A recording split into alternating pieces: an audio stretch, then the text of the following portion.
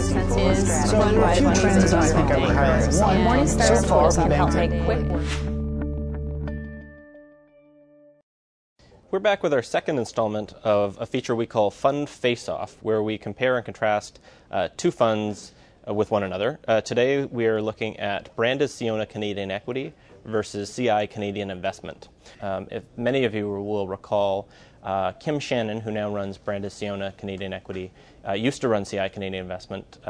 She left in a sort of a high-profile departure in 2006 to start up the fund at Brandes. And Danny Bubis from Tetram replaced her on CI Canadian Investment. So given that this has happened 5+ years ago, we thought it'd be an interesting time to compare the two and look at their performance since that change. Salman, why don't you start and talk about Kim Shannon, her process, and how she goes about picking stocks? Yeah, well, Kim Shannon follows a relative value approach. So she's looking for stocks that are undervalued relative to where they stood historically or relative to their competitors. So the emphasis is mainly on stock picking. Sector weights are fairly tight to the benchmark, between 5 to 8%. Although historically she has taken, if she feels really strongly about something, she'll take it down, as she did during the tech bubble, and that really helped her performance. So there is a global component to the portfolio as well. Up to 10% is managed by Brandes, the global equity fund. So yeah, that's very similar to the way Danny Bubis manages his fund. Yeah, I think they're both they're both bottom-up stock pickers. Yeah. They both want to place their bets on stock picking as opposed to the sort of making a macro call and by overweighting certain sectors based on some bigger picture view of the economy. They both do, interesting, they both do have very strong views on sort of the macro level, but again, they try to place their bets at the stock selection level. Both, as you mentioned, in the valuation process, you're talking about how she looks at the company's value relative to its historical value. So this idea of reversion to the mean, I think, runs through both of their philosophies, which is, I think, somewhat not unique, but interesting anyway.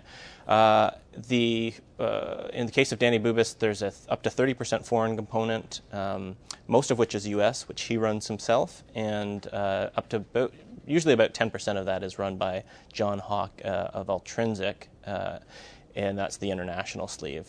On the currency hedging side, Danny actually hedges the U.S. dollar exposure between 50 and 100% of it. What's the case? What happens with Kim Shannon? Kim Shannon doesn't hedge any part of her portfolio, so investors are exposed to that foreign currency.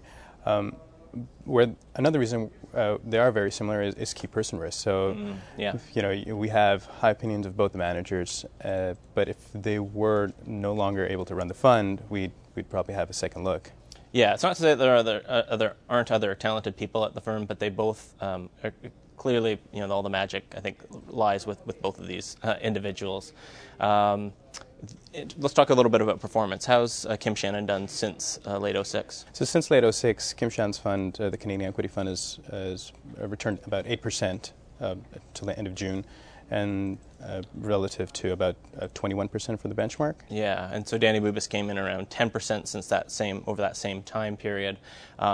It may seem a bit surprising because those aren't sensational numbers versus the benchmark, but given their approach and given the type of rally, which was really a sort of a high beta, sort of dirtier company, ones with more balance sheet risk and leverage, those were the types of companies that outperformed. These managers tend to shy away from those types of companies, so it's not all that surprising that they underperformed.